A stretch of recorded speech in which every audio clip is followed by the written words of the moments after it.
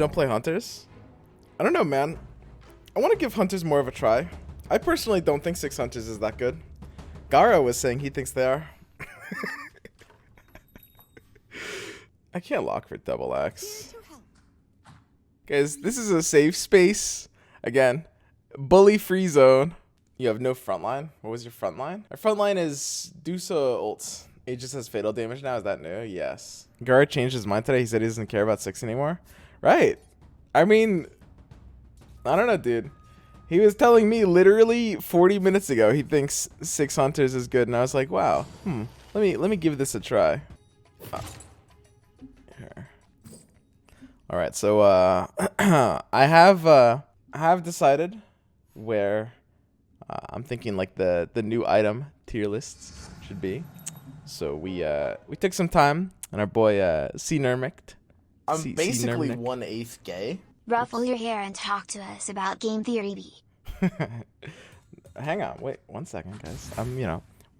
Thanks for the sub, the mayor Emmanuel. Hang on, what? Our boy C-Nermick, he whipped up the changes we had in mind. So we've reshuffled items a little bit here. I haven't changed comps because I'm not sure how I feel about new comps. But this is kind of like how I look at items right now. The biggest change is in tier 2. Obviously, as we can so clearly see, Force Staff is basically a non-item over here. We see Sight the Vice. It's kind of situational. It's not bad, honestly. It's going to be good against players that don't really respect your positioning much or look at items. You can like win in certain situations. But I wouldn't say it's necessarily great. The biggest changes in tier 2, actually. A lot of things are pretty different about tier 2. So we have here Troll Aura bumped up because it wasn't working before, which makes it a lot better now. The Enchantress has arrived. Okay, you guys can't see what's happening, but I promise it's neat. All right, we've got Blink Dagger, quite good all of a sudden. I'm not sure about this position. I might change it a bit later. This might be like a bit aggressive, but I do actually think this item demands a lot more respect. 50 mana immediately is a big deal in like late game situations. Could be better than Brooch. I could see about changing that, but that's kind of my thoughts on it for now. And I ended up bumping up Octarine over Mask of Madness as well. And here's the new silver lining in the dumpster where it belongs. I low-key think this item might have been overrated this entire time, but I guess we'll never know now. Here's completing the cycle. Honestly, compared to like Claymore and Cloak, it's probably better, right? As you can see, we've got a pretty locked-in Druid start already. Why not? Oh, yeah. They won't get past me.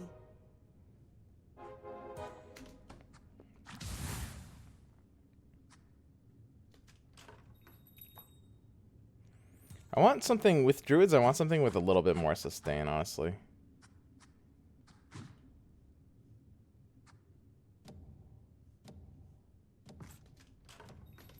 It's Tiny, like the kind of... I guess Axe is tankier, but he's also shittier.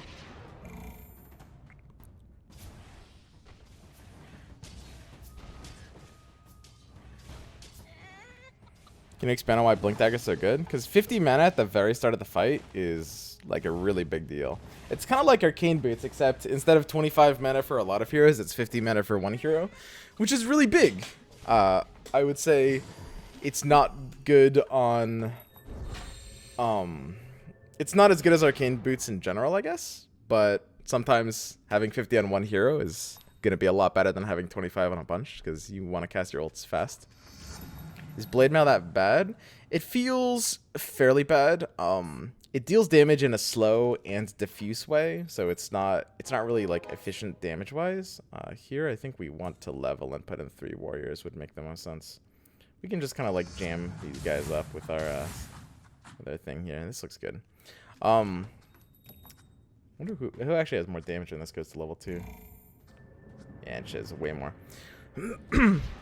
The problem with Blade Mail is the damage is slow and it's diffuse and it charges the opponent's mana, so it's just a really bad form of damage. And also it's competing in the same item slot as Chainmail and Vanguard, right? If you have a hero that's way in front and wants to tank things, like your main tank wants to be having one of those 3 items. And Chainmail and Vanguard. Chainmail is very common and very good, and Vanguard is very good. So it's hard for Blade Mail to compete there.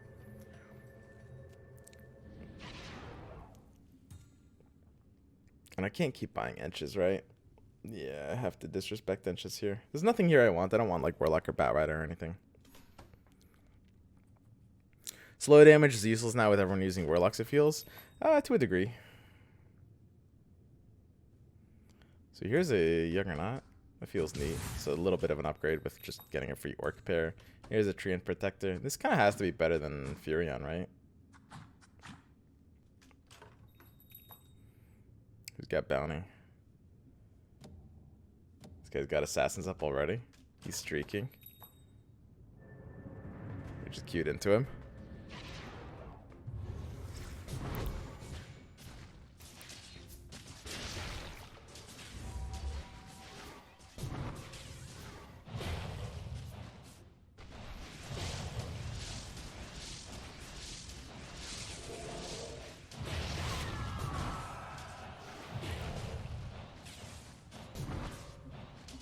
Try Venomancer yet? No. I haven't tried Venomancer yet. He's decent in the mid game. He's not really... He's just kind of like situationally okay in the mid game.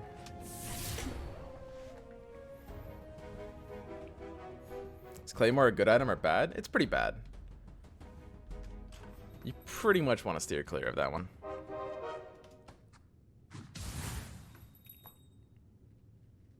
This is pretty great. There's nothing fancy for us to do here. We just have like a good board. It looks like we've got the second best board in the lobby, which is kind of where you want to be, honestly, most of the time. Unless you're high rolling, you don't really want to be the best board in the lobby because it usually takes too much resources. But you know, if you're high rolling, you might as well, right? Venom Wards with minus 50% magic resistance at 50%. Yeah, that's pretty funny. I mean, shamans are like the same thing too, right? They reduce your own mana too. That's also a bug in the same way.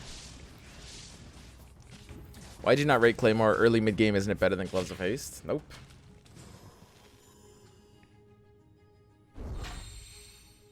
I mean, sometimes in the early game it can be better than Gloves of Haste. If my damage is over 100, Gloves is a lot better than Claymore. Like, Gloves charges your mana.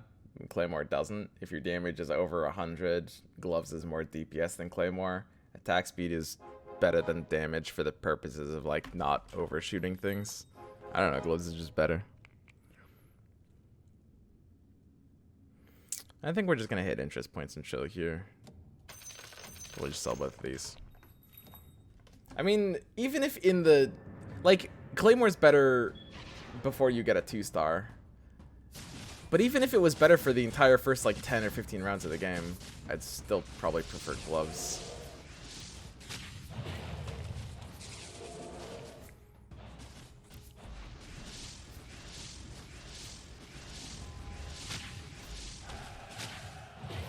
Is Big Boss 1 the rank 5 of Hearthstone? Yeah, kind of. Big Boss 1 is shit right now.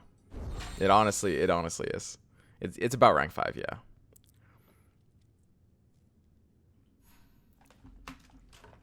I'll protect us. I don't think I care about buying any of these. 1,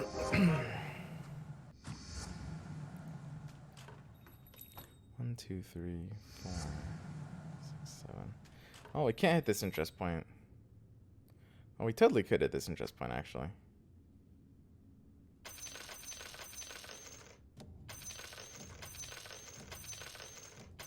I think it's actually fine to sell everything. There's basically nothing on my bench I actually want. I don't know. The 2 tinies are okay, for sure. But my board is kind of what it wants to be right now. Hitting interest points aggressively is neat. I also don't really need AM. Like, since I've got the druids I actually want, I don't need Treant Protector. I don't really need AM. I can start rebuilding here. And just aggressively hitting early interest points feels really good.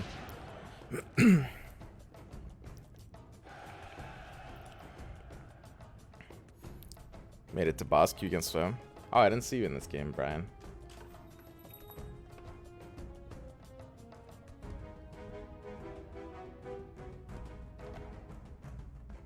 Wait, is that you? So we can't hit this interest point, which is a little unfortunate, but that's fine. I guess theoretically we could put Beastmasters in case we get the Arc perk. Would I even play for that? I don't know, dude. I don't think it's worth it. Oh, your KPO. Oh. Alright, alright. What, I thought Swim hit BB2 yesterday? Ah, I see you're new here. You don't know about the fabled warm-up game. That's okay.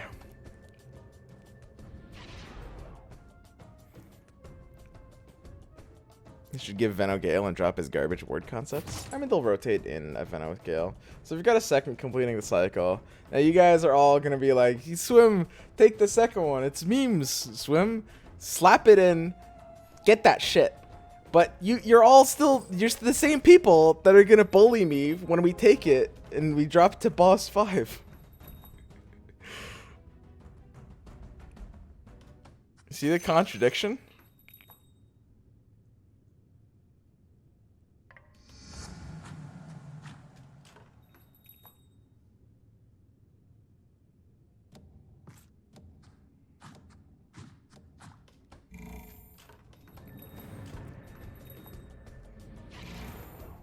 Need a ranger, huh? Need a ranger, huh?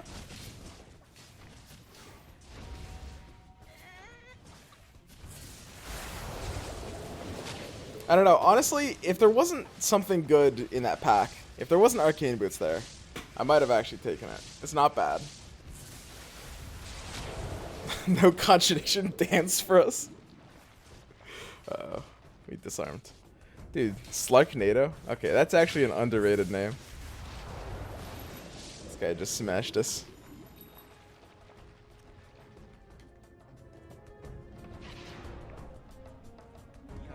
We were also the people that said to take Shaman Pluck on Arcward and you didn't, and how did that go? I mean, you have me there, dude. Can't argue against that.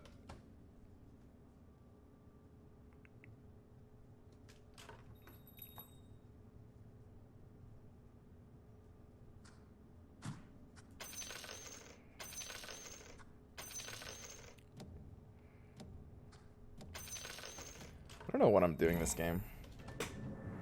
Let me be right back.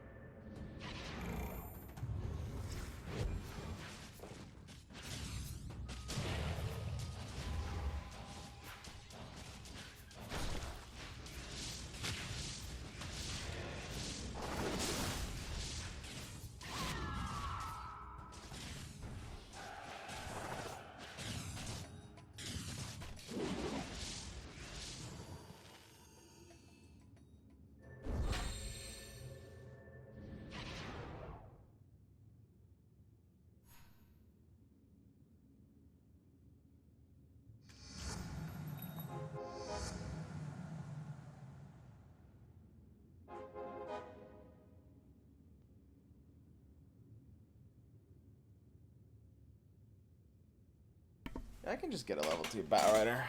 I mean, why not, honestly?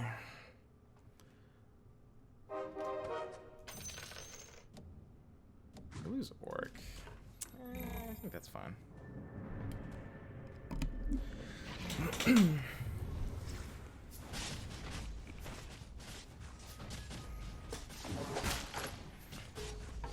I don't like Axe's position. He took no damage and calls pretty much no one. Yeah. Depending on the actual lineups. I mean, he can be taking damage from multiple units there, right? Units in the middle of your comp are more likely to take damage from something, whereas units on the outside are more likely to take damage from multiple things.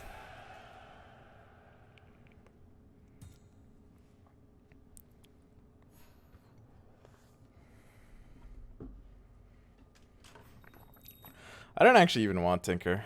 I don't know why I gave myself this out. It's so stupid. It's just pointless, right?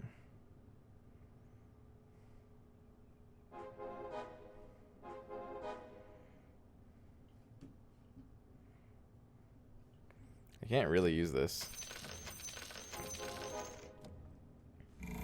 We have to just like take our win streak. He's KPO.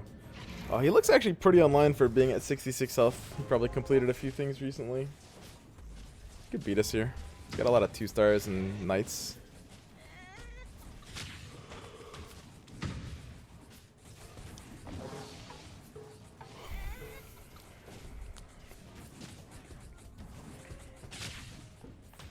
It's hard to actually say how much completing the cycle is doing for us. Enchantress has 2k healing, which is pretty funny. Oh! We're good, dude!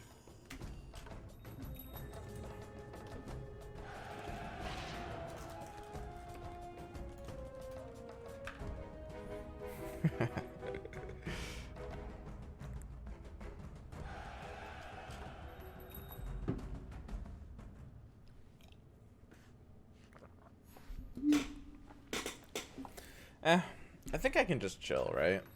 Like, it's just early win streak. If you get like something really good like Final Flash, I can like hard curve into something like Mages. Enough of my early win streak. That feels good.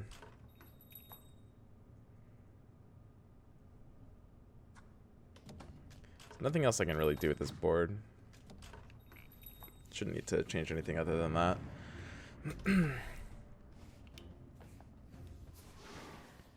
I don't know. I'm not sure what the best endgame to be going for is. You mostly just want to like shove big 2-star legendaries on your board, right? You got Brawny around 15 with no Brawny. It's time to take the bait.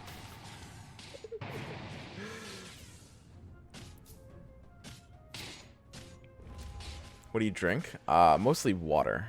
I'm not a big fan of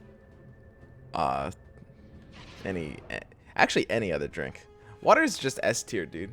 I don't know. Sometimes I'll indulge in a occasional diet soda. I guess Fall from Grace is good. I don't know, dude. I don't know how I feel about this card. It feels so weird. Heartless is so good, but so is Human at the end of the game. Human is nuts at the end of the game, dude. Like, we get free Heartless right now. I mean, how nuts is that? It's pretty crazy. So the board that beats us is Assassiny, which is spooky. I actually want to respect that. I want to do something like this. Kunta Veil, which is sad. He's a board that's also very powerful, but not the Assassiny one. I think the most important thing is to just make sure our board can stand against this Assassin spammer.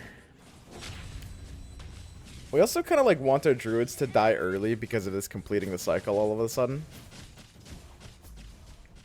So maybe I could actually have Enchantress in the front line.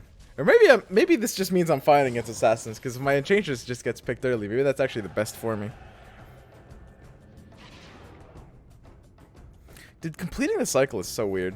It feels not great. It honestly just does not feel great.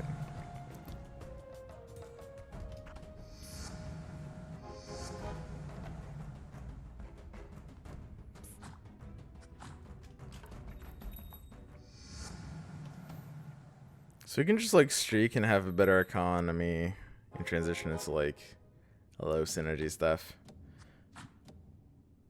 I mean, the way to think about the game is when you're win streaking, it makes more sense to transition into like low synergy stuff because A, you have more free time to go to level 9 more aggressively because the pressure isn't on you. So, you know, your access to legendary is higher. And B, you've already got a low synergy board, so trying to like hard curve into like a very specific comp is typically harder. So it's like if you're win streaking, going for a low synergy, just like vomit level 2 legendaries on your board could be good. Whereas if you're loose streaking, it might make more sense to try to build like a compact or tight 8-unit comp.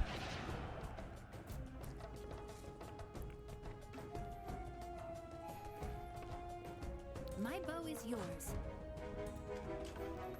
I like this board, the collection of random 2-stars. Yeah, that's the playstyle I'm just gonna shove for the next, like... Oh, I don't know about a few days. I don't know if I want to necessarily commit to that. But it's the playstyle I'm gonna shove for a while.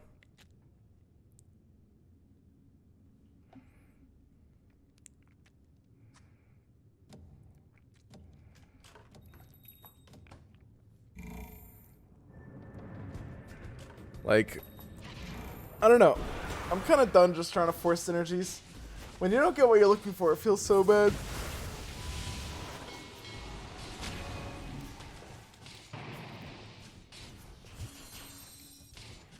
I'll just like shove high value nonsense on my board. You got offered Summoning Stone. Do you undervalue the card and not plan on keeping the summoning units you have? These are good questions. Basically, I don't really plan on keeping them. And also, I don't really value it very highly. So yes, to both.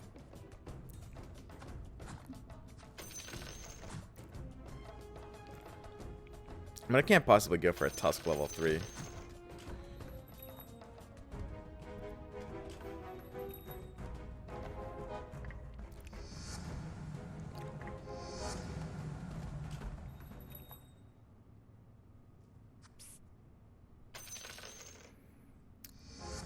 What can I actually complete here?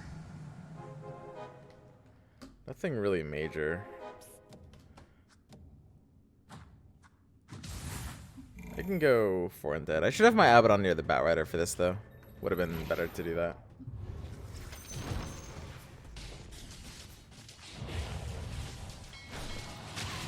Summoning seems bad. I want it to be good, but it's ass. Yeah. Me too, dude. Me too.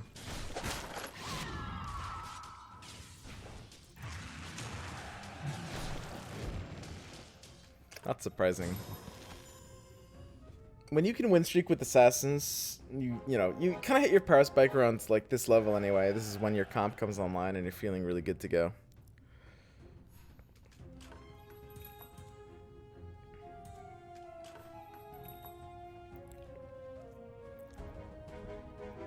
I honestly wouldn't mind completing Slardar. Slardar is just a good unit. This is kind of around the point in time where I value Naga's coming online as well. I think this will pay for itself. Because now we can just run like Medusa, right? So the question is, what's good? We've got Fall from Grace. Fall from Grace is kind of bad with like win streak, low synergy though. Because Fall from Grace, usually humans work together like in Knights or Warriors. And silences are good in like low synergy teamfight AoE stuff as well. So I guess I'll run Kunkka. I guess I could keep Lycan on my board. It's just Kunkka Lycan with a 3rd warrior. And here's Final Flash, but I don't think I can take this right now. If it was like round 15, or if I wasn't in Fall from Grace, maybe. But with Mages, Fall from Grace seems actively counterproductive. So here we are looking to get Medusa in. We could take out any one warrior except for one of the ones making it dead, which is like all of them, actually. So we'll just take out Batrider here. Looks like it's just Batrider's time to go.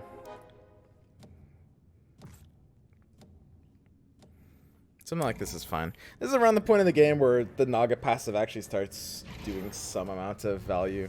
Well, let's look at this. What is this? 30%? So what's the magic damage is like, you know, you've got the Chaos Bolts, you've got some cask damage. It's not much. It's mostly useful against mages, but it's not useless. And, you know, I mean, Slardar wants to be on that board anyway. Muse is just generally a neat hero. We won't make the same mistake twice. I mean, I think I kind of want to level to 9 before doing anything. With this much health early and a pretty stable board still. Like, I'm still winning against probably 3 out of 7 boards right now. Fitting in Doom would be neat. Doom over Slardar, Doom making Naga doesn't feel great, though. How can I fit in this Doom? There's no way, right? Can I fit in, like, Warlocks? This is around the point of the game where getting some Warlocks online is nice, too.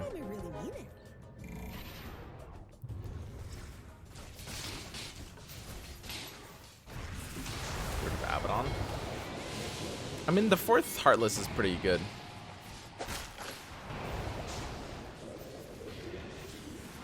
It's pretty sweet. I could... What if I just run, like, a Crystal Maiden, actually? Yo, that could actually be kind of dope. I think Crystal Maiden could be my last Heartless. That seems good. Druid's time has come to an end? Slowly. I don't know if they're quite there yet. Okay, let's take the aggressive 9 on 23 here.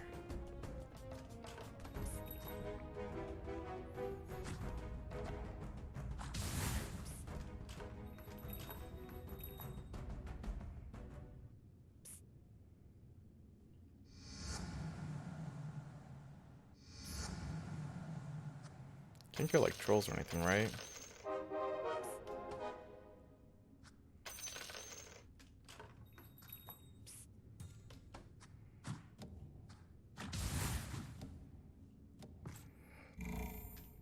Honestly, Techie's putting mine in the proper position now.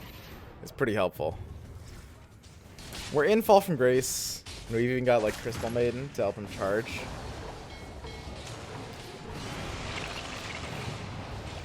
So we'll just go for like basically Crystal Maiden late game. I think Crystal Maiden's kind of nuts in this kind of board.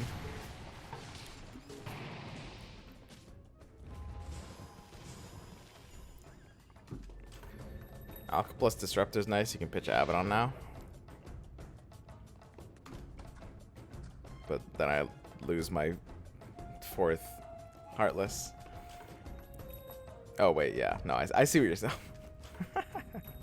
Yeah, whatever. Do I need Pudga? I mean, I need Heartless, right? Run Lone Druid over this Furion.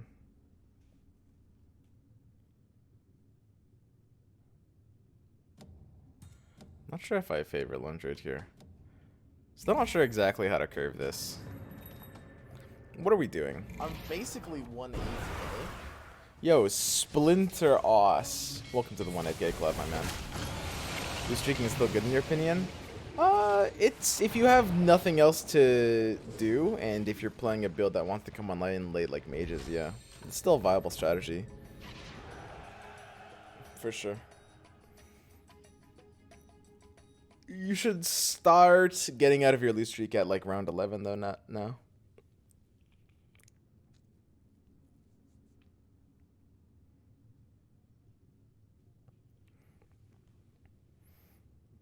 One Druid 2 is better than Ench 3. Let's switch if you aren't selling Druids.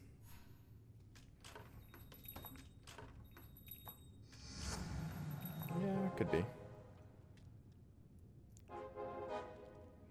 I mean, I want like the techies too online now, basically, right?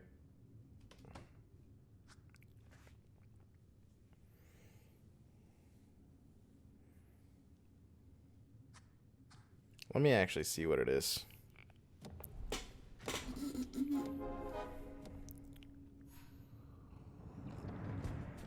How'd you decide on Underlords as your auto chess of choice? It's Dota, which I'm a lot more familiar with.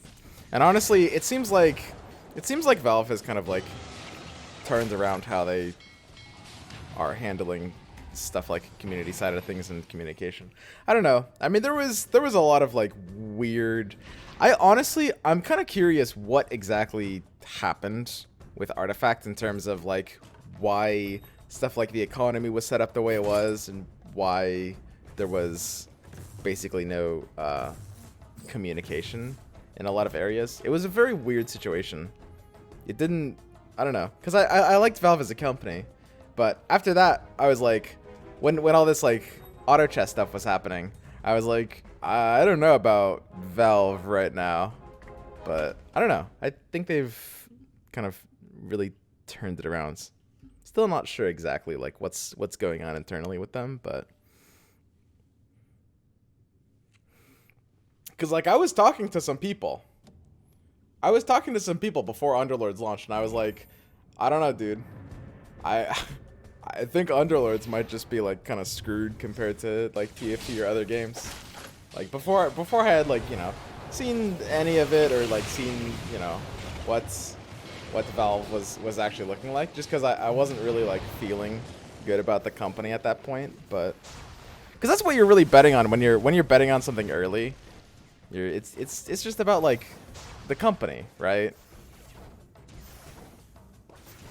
I'm feeling a lot better about it now though.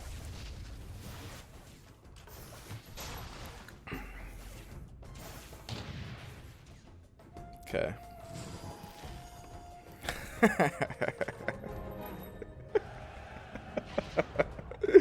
Completing the cycle. What the fuck?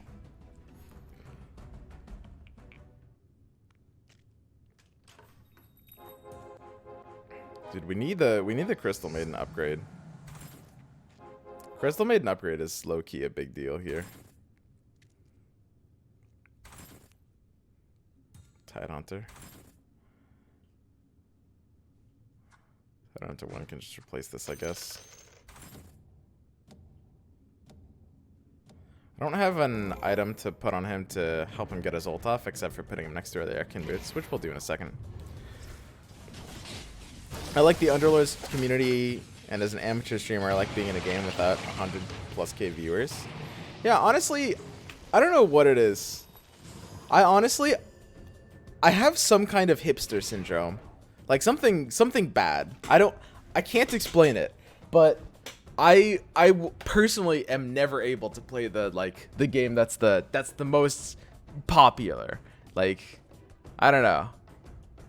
It's the same thing as like the strategies I play in my games typically. There's something wrong with me.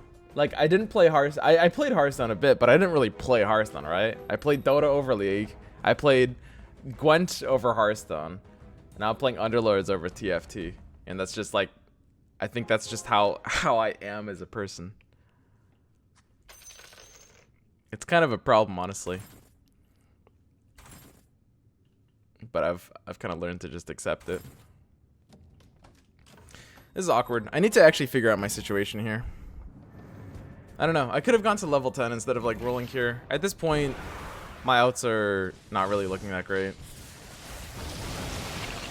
From getting like the Tidehunter level 1 is a big deal. It looks like I'm just playing like a techies build around at this point. Like literally. Maybe I should actually just go 6 Heartless. So the question is, what's the board to beat? So this guy's streaking at the top. He's looking very good with Assassins. He's got a level 3 Bloodseeker, Magic Resist, and Veil has Knights. So the minus armor is not necessarily super amazing against either of them.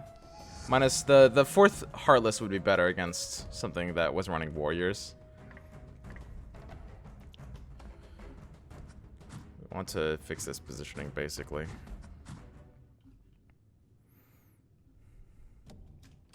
I do want to get my Crystal Maiden level to 2. It's pretty important for this build. And then what? It wouldn't be bad to run a couple of mages. I could turn it into 3 mage. I should probably have like Keeper of the Light, honestly. It would make more sense. I should be looking for Keeper and like Lich. Just like a 3 mage situation. Because the thing about 3 mages is that Crystal Maiden and Lich are so good, especially in this situation where we're looking for, you know, to replace out our undeads. So at that point, you might as well have a 3rd mage. And Cuddle is solid with this kind of playstyle as well.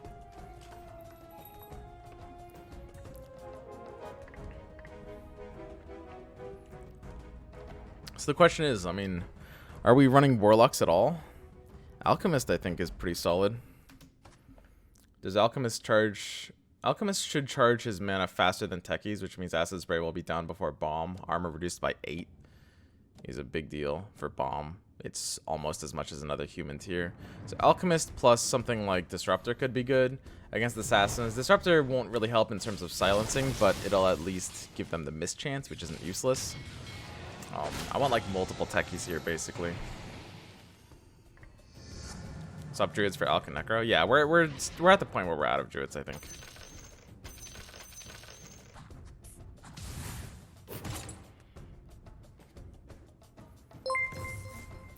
Yo, baby! How's it going, man? Thanks for the raid. So we are basically in a weird situation where we're just playing like, I actually just took Scotty over Moonshard, which might have been pretty wrong. I'm not sure if I actually want Gyro here. Sorry, I can't really talk right now. I'm in like one of these weird situations where I'm like rolling down pretty furiously.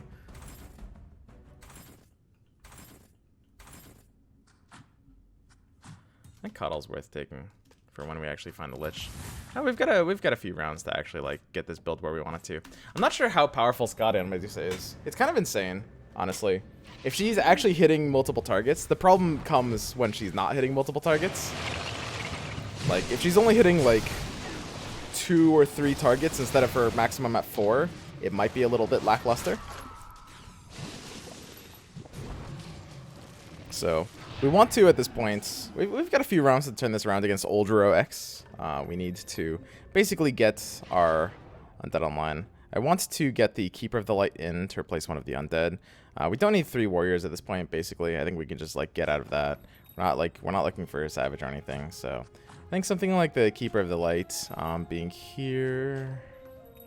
We're gonna get this last undead. I'm not sure if we actually need 6. It's gonna depend a little bit on what else we're going for here. But the Kunkka's great. That's an interesting pack.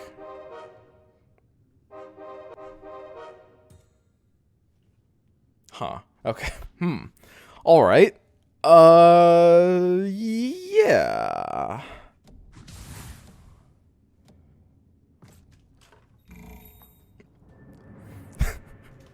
I think that's the best pack I've ever gotten, guys.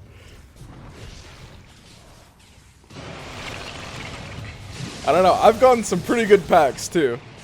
That's pretty good. That's pretty good.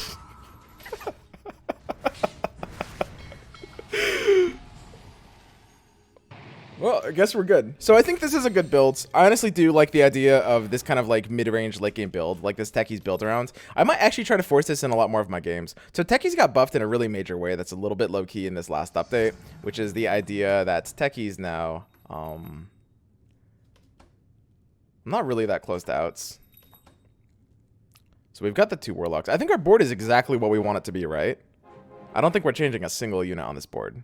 I guess Pudge could go for like any other human. And that's it.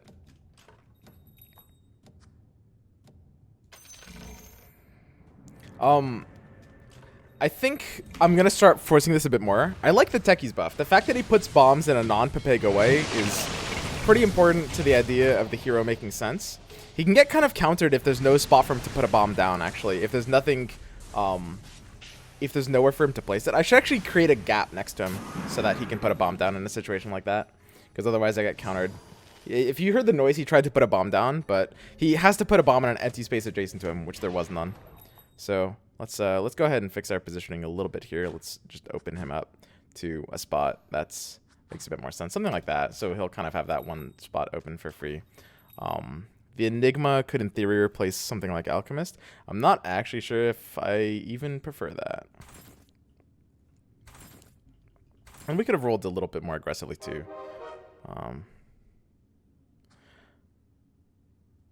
This is fine. Let's go ahead and mess with the positioning. So you're more likely to queue into the other person, right? How does it actually work? I think... Is it like 2/3 chance to queue into the person you didn't just queue into? Does anybody know for sure? Because they have made it less likely to queue into the same person twice in a row, right? But it's still possible, and we don't know exactly how it works.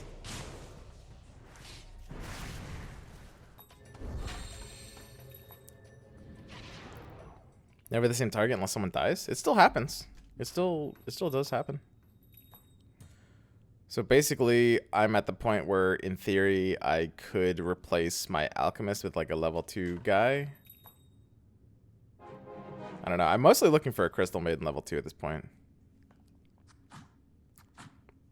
We'll see exactly what we want to do with this positioning here. I'm not sure how to position this board, but it's a very tight comp. So, as we can see, we have like the 6 Heartless, which is great. One of the nice things about 6 Heartless in this patch is that you can actually go for the Wicked Intense. Is that what it's called? Wicked something? Item that makes healing less for Heartless. And this actually makes your opponent healing go negative. So they start taking damage, which is not bad because there's a decent amount of people running Warlocks right now. I really like this comp though. This like kind of mage physical damage build around. I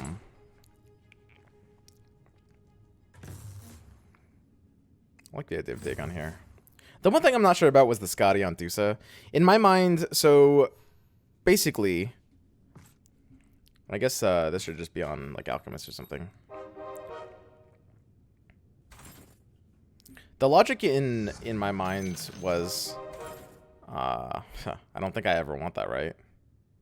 I mean, it's not bad. I just don't like it. The logic in my mind at the time is basically like, I want the Crystal Maiden and the Lich. The Lich is the last undead, and it's just a good unit when you get it to level 2. You want all this Heartless to be able to give Techies the bomb of his dreams.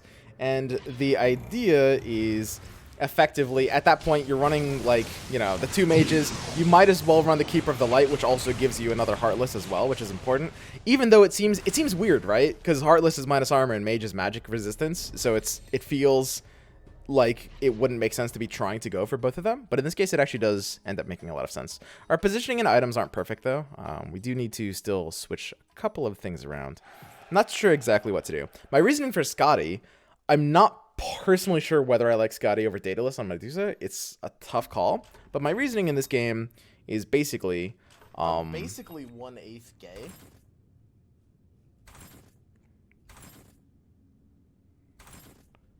I really want this Crystal Maiden. I'm not gonna lie. I don't think I want anything else. Oh yeah, come to me. My reasoning in this game was effectively because Techies is kind of just gonna kill everything else. Mr. Coddle? Okay, that's a mistake then. Because Techies is kind of my DPS, I'd rather have my Medusa try to survive a bit longer against assassins and also slow down my opponent's DPS. Because Techies is killing everything, so I don't need Medusa to do the damage. Underlord strategy. Yo, Jinger 007. Welcome to the 1/8 Gay Club. Because our Techies is doing the damage, Medusa doesn't need to. And I think that's a really important way to think about Underlords that a lot of players currently aren't really thinking about, which is this idea of combining offense and defense. A lot of people will fall into the trap of combining attack speed with damage, or combining damage with attack speed, or combining health with armor, or combining armor with health. And that's not bad, but you typically don't want to do that. You want to combine armor with attack speed. You want to combine armor with attack damage. You want to combine health with attack speed, right? You want to combine offensive with defensive. Even, like, people obsess over the math. They like, oh, you get more EHP.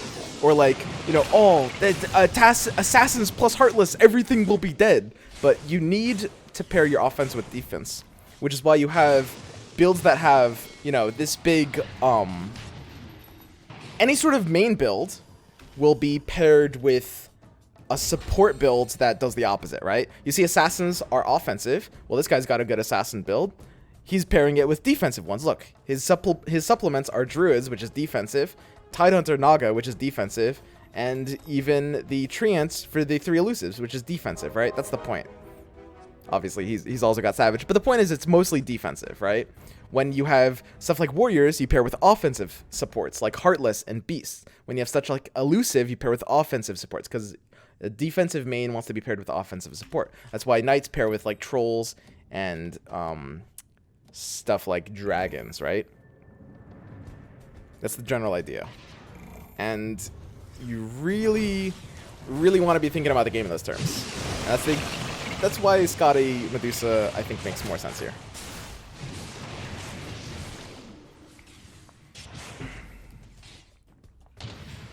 Yo, what's up, Grant? Not showing damage is how you get bullied? Oops. Oh, I'm sorry, guys. I didn't show my damage at the end. So, I like this build. This is actually, if you guys... Wait, can we go back to that? I like this build. I think it actually makes a lot of sense. This exact team comp.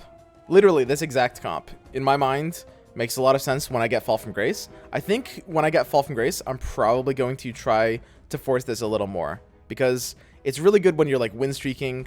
This is a build you want to do when you're win streaking and you have enough economy to go to level 9 early. It's a greedy, it's like, you know, it uses luxury items, like in, you know, that's a Dota term, by the way. But effectively, this is the idea here. I think every single unit in this comp is good. Obviously, you guys pointed out we might have missed a coddle or two at the end. I apologize.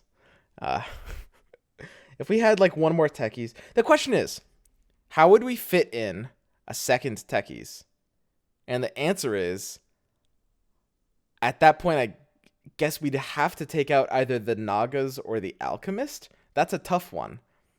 I think we might get out of 6 undead somehow. I'm not sure, but that's going to happen a lot. We didn't have to answer that question this game. Yo, what's up, Uldro X? GG, man. All right, so that's it. That's the build.